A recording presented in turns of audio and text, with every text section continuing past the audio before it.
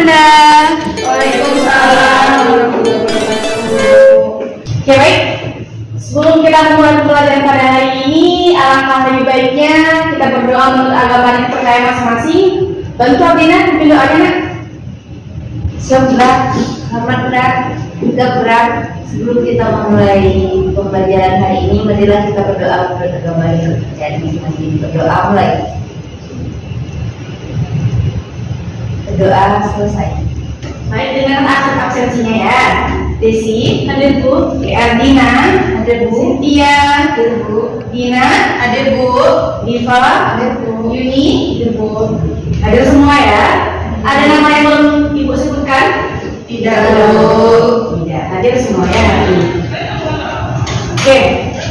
Baik, kali ini kita bakalan membahas teks puisi.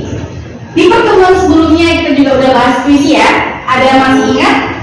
Kemarin kita bahas apa aja dalam puisi? Ada struktur, Apa lagi? pengertian Ya, ada pengertian puisi, kemudian unsur puisi.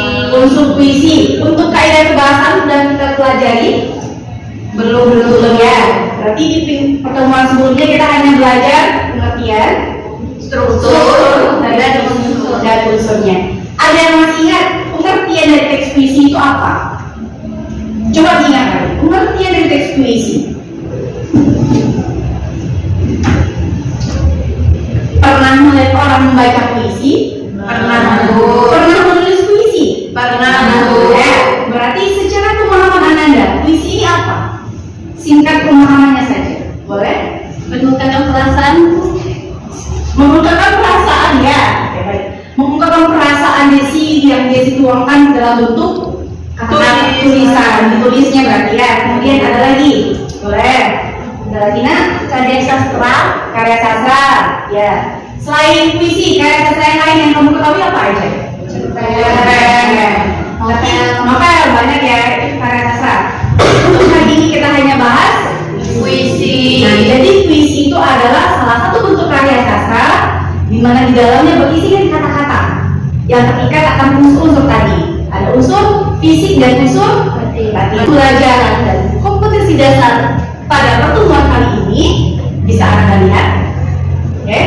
Jadi ini akan kita kerjakan di hari ini. Kita akan memahami informasi berupa gagasan, pikiran, pandangan, arahan atau pesan dari teks puisi untuk menentukan makna tersurat dan tersirat.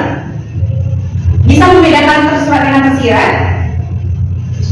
Ya, kalau tersurat itu di mana? Di dalam atau di luar? Di dalam. Kalau tersirat? Di luar. Oke, lanjut ya. Untuk kompetensi dasarnya, melalui pendekatan saintifik dan modal pembelajaran, problem based learning dan peserta didik dapat menulis teks puisi. Jadi dari capaian pembelajaran dan kompetensi dasar ini, nanti kita bakalan menulis puisi singkat. Ya, ingat ya, di hari ini kita bakalan menulis puisi singkat. Jadi nanti Ibu minta Ananda untuk buat puisi singkat saja, satu lagu saja. Pertemuan sebelumnya kita juga udah bahas unsur batin ya. Jadi hari ini kita hanya memperkuat pemahaman kita saja terkait unsur batin ini apa. Ada yang masih ingat unsur batin yang pertama itu apa? Tema. Kalau di luar dari puisi, gambaran pemahaman Ananda, tema itu apa? Apa itu tema? Berkaitan dengan apa dia tema? Judul, boleh apa lagi? Apakah tema dapat dikatakan sebagai gagasan pokok permasalahan? Bisa.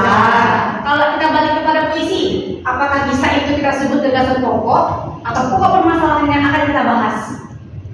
Contoh, kalau anak ibu sekarang lagi trennya apa ya? Untuk fashion mungkin yang perempuan.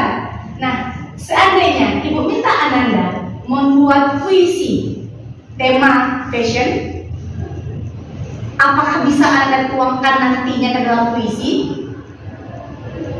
Bisa atau tidak? Bisa. Karena kan temanya udah ada. Jadi tema ini dapat Ananda kembangkan nantinya. Kembangkan, Ananda pilah-pilah kata-kata yang akan digunakan. Itu dia tema. Tema itu dapat dikatakan sebagai gagasan pokok. Pokok permasalahan yang diangkat itu apa? Itu dia tema. Oke, sampai sini paham? Paham, Bu. Lanjut. Adanya rasa. Nah, untuk puisi, karena puisi itu merupakan karya sastra, apapun karya pasti memiliki rasa di dalamnya. Rasa ini kalau pada puisi ya cenderung kepada si penulis, senangkah dia, sedihkah dia, bahagiakah dia. Jadi rasa ini bisa kita rasakan ketika kita membaca puisi itu. Kemudian rasa ini bisa tertuang dari kata-kata yang digunakan oleh seorang penulis. Itu dia rasa. Bu, Ya, kalau menyukai dia termasuk rasa juga, Bu. oke, menyukai dia kata Dina. Ada yang bisa bantu Ibu? Menyukai dia apakah itu rasa? Iya, Bu. Ya, rasa apa dia kalau menyukai dia? Sedih mungkin. Apakah sedih bisa dikatakan? Menyukai dia, sedih kita menyukai dia? Tidak. Bagaimana rasa kita kalau menyukai dia? Senang, bahagia kita ya, sampai auto aja kita merah-merah begitu ya. Ketemu dia sampai salting, ya kan? Malam nggak lihat dia, nggak lihat status WA-nya, galau, nggak tidur, kayak gitu Dina. Iya, Bu. Maklum lah ya, anak-anak sekarang biasa seperti itu ya. Itu termasuk juga dengan rasa. Berarti rasa yang dituangkan oleh artinya tadi itu rasanya senang, bahagia dia karena mengagumi seseorang. Nah, bisa juga yang disampaikan oleh Ardina tadi itu kan ada nih rasa kagumannya bisa dituangkan dalam bentuk karya.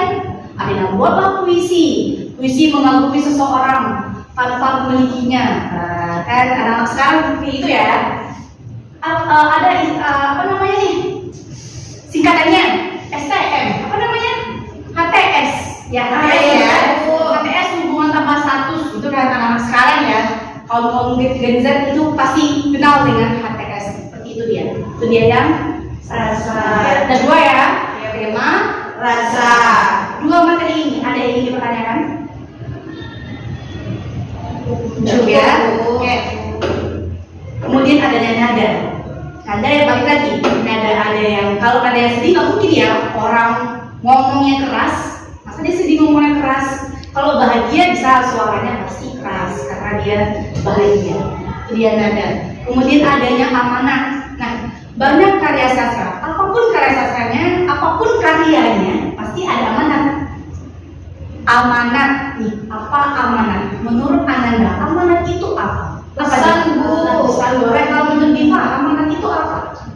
Pesan, Bu. Pesan juga. Kemudian karena amanat itu adanya pesan, adanya informasi. Informasi apa yang kita ambil?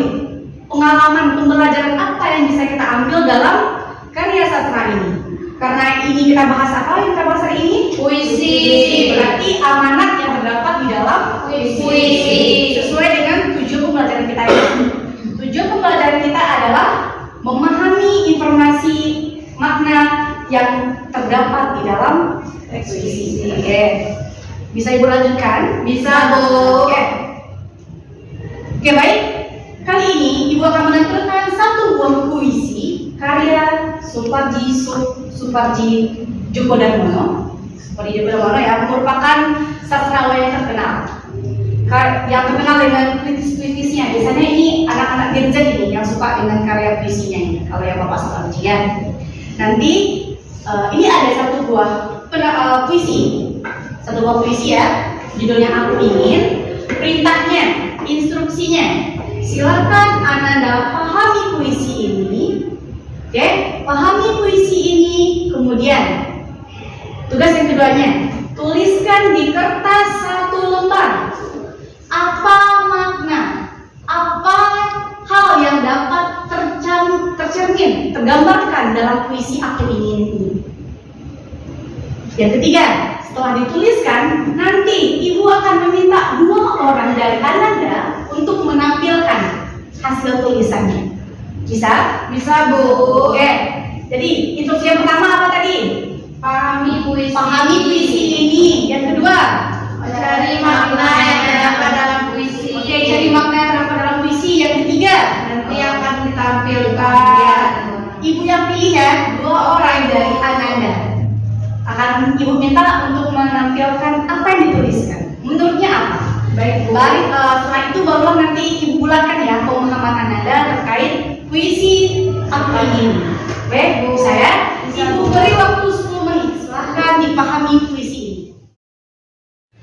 Oke, sudah? Sudah, Bu. Oke. Maunya ibu yang pilih atau Ananda yang ajukan tangan? Ibu yang pilih atau Ananda yang ajukan tangan? Mau yang mana? Ibu juga boleh, Bu. Oke. Sebelum ibu pilih, dari anak-anak ibu semua, ada tidak yang mau duluan menampilkan apa makna yang tergambar dalam puisi ini? Saya mau, Bu. Boleh Artina, boleh ke depan nak? Ke depan Bu, boleh. Baik teman-teman sekalian, makna puisi Aku Ingin yaitu menurut saya penyair ingin mengungkapkan cintanya dengan kasih yang tulus kepada seseorang dengan apa adanya dan tak perlu dibuktikan lagi dengan kata atau isyarat yang membuktikan. Bagus, tepuk tangan dulu dong. Makasih ya, bagus. Itu menurut Artina. Ada lagi anak ibu yang mau sebelum ibu panggil? Ya, tapi katanya tadi anak ibu berani-berani. Ayo, ada yang mau? Cynthia, boleh nggak? Oke. Ya, ke depan nak.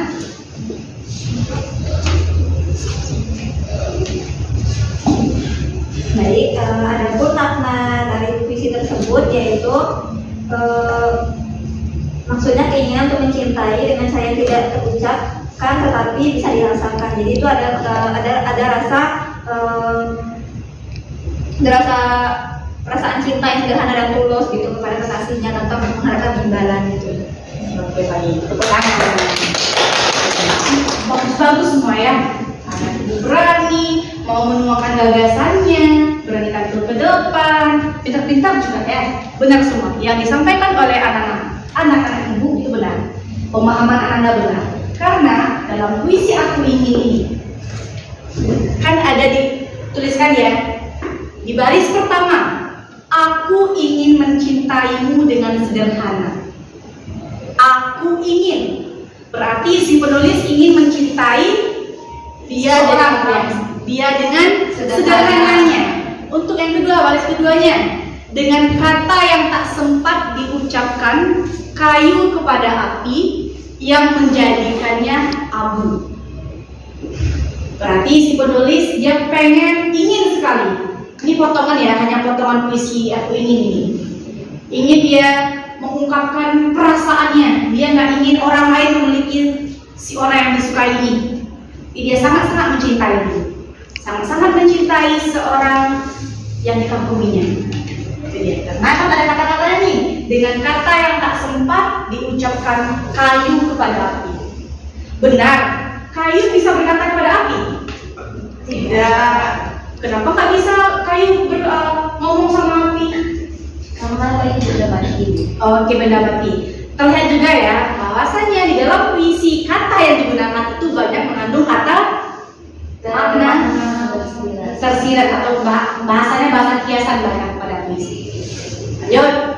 Aku ingin mencintaimu dengan sederhana, dengan isyarat yang tak sempat disampaikan awan kepada hujan.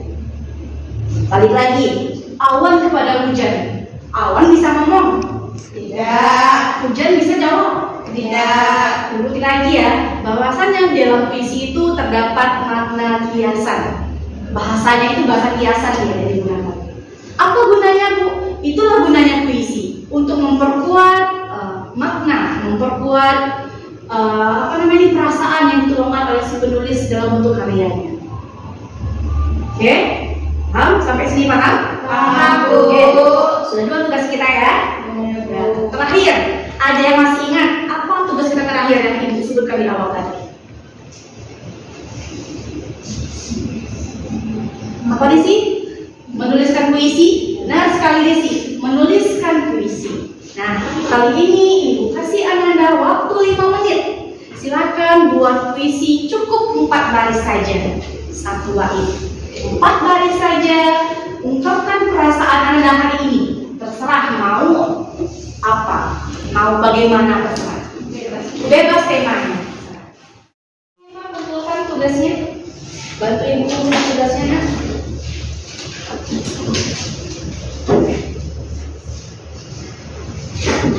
Jangan lupa bikin namanya ya, karena ini nanti nilai ujian. Sudah, Bu. Terima kasih ya. Oke. Dan jadi ada yang bisa membantu Ibu untuk menyimpulkan apa saja kegiatan kita pada hari ini? Karina boleh? Ya, baik, Bu. Puisi adalah suatu karya sastra yang dituangkan dalam bentuk kata. Nah, dalam puisi juga ada tema, ada rasa. Nah, dari materi yang kita pelajari tadi berdasarkan puisi dari Sapardi Djoko Damono yang berjudul Aku Ingin, di mana di sana ada isyarat bahwasannya dia sangat ingin mencintai pasangannya tanpa adanya paksaan. Itu saja, Bu. Terima kasih. Terima kasih ya. Terus sekali lagi, Dina. Benar disampaikan oleh Dina. Hari ini kita udah bahas lagi ya, udah bahas unsur batin dari puisi. Apa itu tema, apa itu perasaan, apa itu nada, apa itu amanah. Dan pun kita juga sudah melihat, mengamati bagaimana maksud dari puisi Aku Ingin. Kemudian tadi juga Ibu sudah minta Ananda membuat satu buah puisi. Ya, di pertemuan selanjutnya kita bakalan membahas kaidah kebahasaan dari teks puisi. Silakan Ananda pelajari di rumah apa saja kaidah kebahasaan dari teks puisi. Baik, Bu. Oke, paham ya? Bisa ya? Paham, Bu. Apa tugasnya di rumah? Mencari kaidah kebahasaan dalam teks puisi. Memahami kaidah kebahasaan dalam teks puisi. Jadi di pertemuan besok selanjutnya Ibu akan memperkuat pemahaman Ananda terkait kaidah kebahasaan. Ya, bisa? Berhubung, berhubung jam istirahat sudah hampir lagi berbunyi, silakan kemas-kemas dulu barangnya, siap-siap dulu kemas-kemas. Dan sudah bertiba ya. Ya, baik. Ibu izin pamit. Terima kasih buat hari ini. Tutup Abina. Perjumpaan kita pada hari ini, Dina. Maaf Ibu. Baik teman-teman, sekian pembelajaran kita pada pagi hari ini. Semoga kita mendapatkan pembelajaran dan bermanfaat pada pagi hari ini. Terima kasih. Dan berdoa lebih dahulu. Berdoa selesai. Oke, terima kasih ya. Jangan lupa makan dulu biar staminanya lebih semangat lagi untuk melanjutkan pembelajaran selanjutnya. Terima kasih. Assalamualaikum warahmatullahi wabarakatuh. Waalaikumsalam.